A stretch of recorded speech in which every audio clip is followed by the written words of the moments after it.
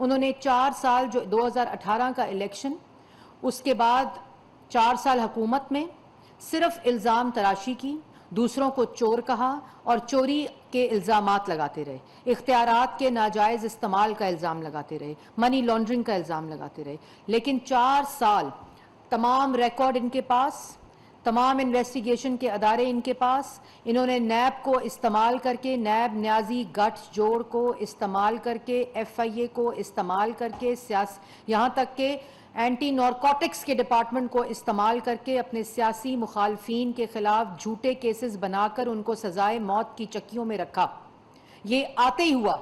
اور اس کے بعد میڈیا کے لوگوں کو انہوں نے سزائے موت کی چکیوں میں ڈالا نیب کے ذریعے، جو ان کے خلاف بات کرتے تھے۔ اب بات یہ ہے کہ 4 سال آپ وزیر اعظم رہے تھے، مانا کہ آر ٹی ایس بٹھا کر سلیکٹ ہو کر آئے تھے، مسلط کر دیے گئے تھے، لیکن 4 سال آپ آج جو کہہ رہے ہیں کہ فلانا سب سے بڑا ڈاکو ہے، یا یہ نیب کی ترامیم چوری چھپانے کے لیے ہیں، یا دوسروں پر آپ الزام تراشی کر رہے ہیں، تو آپ وہ برائے مہربانی جو جھوٹے کیس آپ نے لگائے وہ تمام Lahore high court, supreme court کے فیصلے پڑھیں، ان فیصلوں کو پڑھیں، اور ان فیصلوں کو آپ صاحب کا فیصلہ ہو، سعد رفیق کا فیصلہ ہو،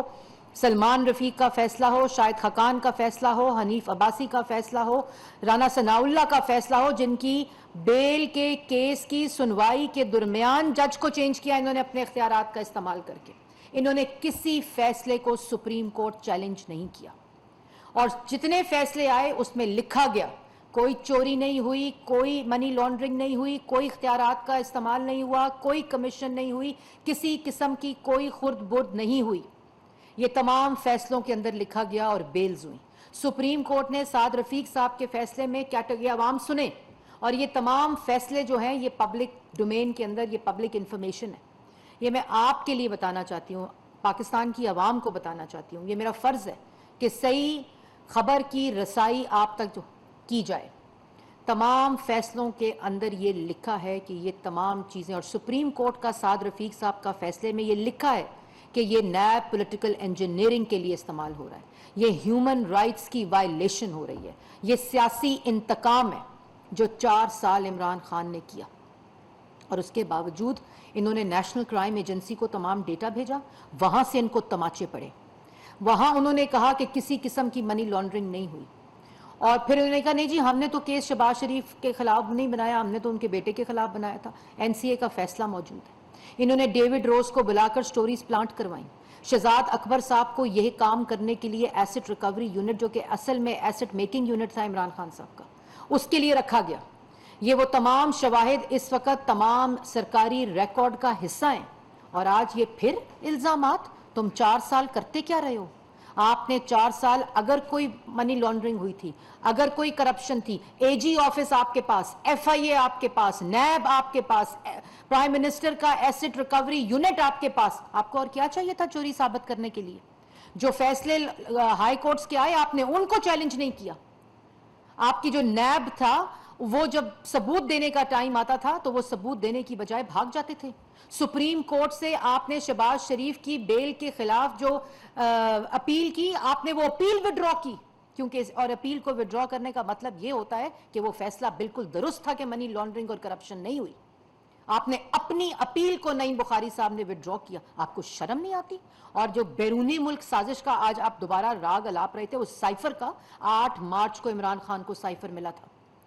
یہ عمران خان صاحب نے بتایا کہ 7 مارچ کو سائفر ملا اور 8 سائفر آیا اور 8 مارچ کو یہ انفارمیشن شروع ہوئی۔ 8 مارچ کو جب آپ کو بیرون ملک عالمی سازش کا پتہ چل گیا، یہ پاکستان کی عوام کے لیے سوال ہے کہ 8 مارچ کو عمران خان کو جب عالمی سازش کا اس سائفر سے پتہ چل گیا جو بقول ان کے ہوئی تھی، تو پھر اس عالمی سازش کے خلاف انکوائری عمران خان نے کمیشن بنا کر کیوں نہیں شروع کروائی؟ یہ پاکستان کی عوام سوال پوچھتی ہے کہ جب ان کے پاس سائفر آ گیا تھا اور ان کو اتنی بڑی سازش کا، جو وہ کہتے ہیں میں نے 3 دفعہ پڑھا تو مجھے پتا چلا، مجھے یہ خیال نہیں آ رہا تھا کہ یہ سچ ہے، تو اس کے خلاف انکوائری کیوں نہیں سٹارٹ کی، کمیشن کیوں نہیں بنایا؟ اسی وقت جب ان کو پتا چلا کہ یہ سازش ہوئی ہے، جب ان کو پتا چلا سائفر آ گیا اور ان کے بقول اگر سازش ہو رہی تھی، تو انہوں نے اسمبلی تحلیل کیوں نہیں کی؟ انہوں نے پارلیمنٹ اسمبلیاں تحلیل کیوں نہیں کی؟ पंजाब हुकूमत इनके पास, वफाक हुकूमत इनके पास, खैबर पख्तूनख्वा की हुकूमत इनके पास, क्यों नहीं असेंबली तहलील हुई, क्यों नहीं इलेक्शन कॉल हुए, क्यों 28 मार्च तक का इंतजार किया जब कागज लहरा कर कहा कि आलमी साजिश हो गई, जब अदम एतमाद इनके खिलाफ कामयाब हो गया उस वक्त। और फिर हर वक्त कहते हैं न्यूट्रल को मैं कह रहा था कि मदाखलत करें, न्यूट्रल को कह रहे थे मदाखलत करें। ये आर्टिकल 6 का मुकदमा है इमरान खान साहब, ये आइन शिकनी, जिस आइन शिकनी, और कह रहे हैं कि मैं हमजा शहबाज के केस के खिलाफ जो पंजाब में हुआ है उस केस के खिलाफ मैं सुप्रीम कोर्ट जाऊंगा। सुप्रीम कोर्ट वो जिस सुप्रीम कोर्ट के 5-0 के फैसले के मुताबिक आपने आइन तोड़ा, आपने आइन शिकनी की, उस फैसले के मुताबिक डिप्टी स्पीकर की रूलिंग गैर आईनी थी, स्पीकर से आपने गैर आईनी इकदाम उठाया, उसके बाद प्रेसिडेंट से लेकर स्पीकर से लेकर डिप्टी स्पीकर से लेकर गवर्नर से लेकर और स्पीकर पंजाब असेंबली तक आपने आइन शिकनी करवाई। उस सुप्रीम कोर्ट के पास जाएंगे, क्या मुंह लेकर जाएंगे? जब सुप्रीम कोर्ट के फैसले के खिलाफ नारे लगाते रहे कि डी चौक पहुंचो, जिस सुप्रीम कोर्ट ने आपको H9 में जलसा करने की इजाजत की, उस सुप्रीम कोर्ट के पास जाएंगे। और फिर ये मैं मीडिया से भी कहना चाहती हूं कि जिस वक्त आज पंजाब में हाई कोर्ट का फैसला आया, जिस मीडिया ने जो रिपोर्टिंग की, ये मैं आपसे सिर्फ इस्लाह के लिए मीडिया से बात करना चाहती हूँ कि आपने उस फैसले की गलत रिपोर्टिंग की, आपने उस फैसले को गलत रिपोर्ट किया और पाकिस्तान की आवाम तक आपने गलत फैसला, उसके जुज़ियात से मुख्तलिफ खबर पाकिस्तान की आवाम से, ये अच्छी रवायत नहीं है। ये डिसइंफॉर्मेशन और मिस इन्फॉर्मेशन के ज़मरे में आता है और ये आवाम को गुमराह करना, फैसला कुछ और रिपोर्टिंग कुछ और, ये बहुत ही ये गैर कानूनी अमल है और उसके साथ साथ ये जिम्मेदारी आप लोगों को लेनी पड़ेगी। इलेक्शन से related Punjab high court, Lahore high court का जो फैसला है उसके मुताबिक हमजा शहबाज का इलेक्शन कलअदम नहीं हुआ, हमजा शहबाज को ओहदे से हटाया नहीं गया, बुज़दार साहब को बहाल नहीं किया गया। उसके बाद जो इलेक्शन है आर्टिकल 130 सेक्शन 4 के तहत ये कंटिन्यूएशन ऑफ प्रीवियस इलेक्शन है, जिसके अंदर सीएम को मेजॉरिटी वोट लेकर इलेक्ट होना पड़ता है। ये कंटिन्यूएशन ऑफ प्रीवियस इलेक्शन है। 4 बजे तक कल जब तक ये इलेक्शन नहीं हो जाता, रीवोटिंग नहीं हो जाती, हमजा शहबाज साहब चीफ मिनिस्टर पंजाब हैं। और उसके बाद जो रन ऑफ इलेक्शन है उसके अंदर कल 4 तक जो फैसले हमजा शहबाज साहब लेंगे सीएम पंजाब, वो तमाम protected by law and constitution होंगे। आप और पहले मिठाइयाँ बांट रहे हैं, पहले धमाल डाल रहे हैं, पहले कह रहे हैं आज जमहूरियत की फतह हुई है, आज कानून की फतह हुई है, उसके बाद 6 मिनट के बाद अपने ही बदल रहे हैं बयानों को, अपने बयानात बदल रहे हैं और उसके बाद कह रहे हैं हम सुप्रीम कोर्ट जाएंगे। और वो सुप्रीम कोर्ट जहां आइन शिकनी का सर्टिफिकेट आपका मौजूद है,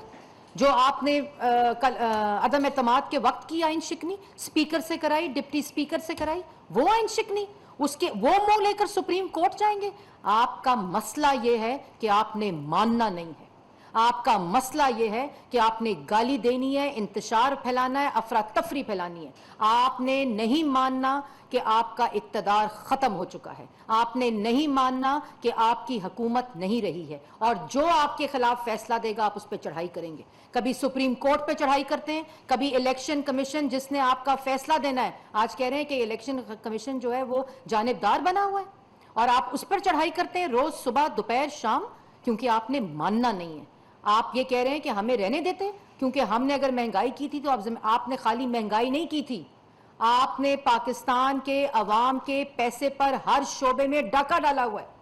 और अगर आपके पास ये तमाम चीजें मौजूद थी जिसका आप आज राग अलाप रहे थे, आपका ये तमाशा बंद होना चाहिए। अवाम को भी ये बात समझनी चाहिए कि 4 साल ये शख्स मुल्क के ऊपर मुसल्लत रहा है, ये इस मुल्क का सिलेक्टेड ही सही वजीर आजम रहा है, सारा सरकारी रिकॉर्ड इसके पास थे और जाती मफाद की बात कर रहे थे कि ये जो लोग मुसल्लत किए गए हैं ये जाती मफाद है। जाती मफाद वो होता है कि फरागोगी को इस्तेमाल करके हीरे बांटो, फरागोगी को इस्तेमाल करके जमीनें खरीदो, फरागोगी को इस्तेमाल करके तकर्री पे, तानियाती पे, हर चीज के ऊपर डाके डालो। ذاتی مفاد یہ ہوتا ہے کہ بنی گالا کو منی گالا کی طرح استعمال کرو. ذاتی مفاد یہ ہوتا ہے کہ کارٹلز اور مافیاز کو بٹھا کر ہر منسٹری کے اندر ڈاکے ڈالو, اور آج جس کا خمیازہ ہمیں بھگتنا پڑ رہا ہے اور عوام کو بھگتنا پڑ رہا ہے, یہ ہوتا ہے ذاتی فائدہ. عمران خان صاحب 4 سال آپ نواز شریف کے خلاف, شہباز شریف کے خلاف اور کسی سیاسی مخالف کے خلاف ذاتی فائدہ ثابت نہیں کر سکے.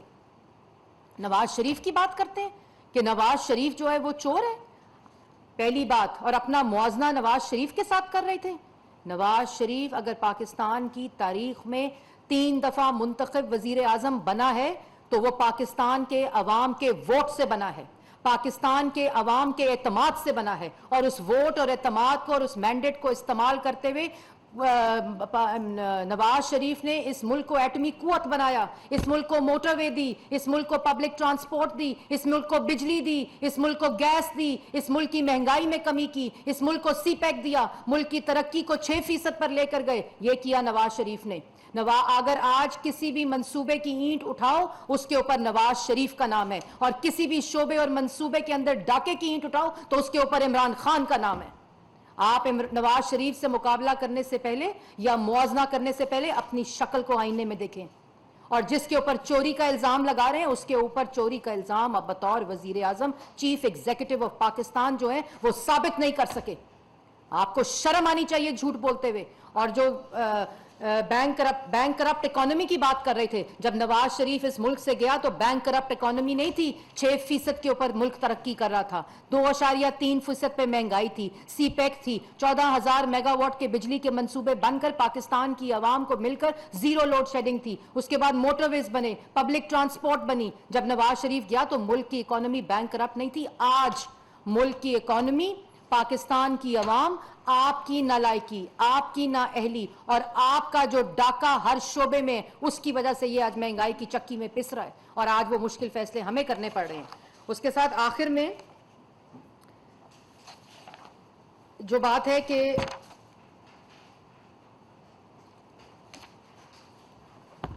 میں غلطی کو کریکٹ کرتا ہوں,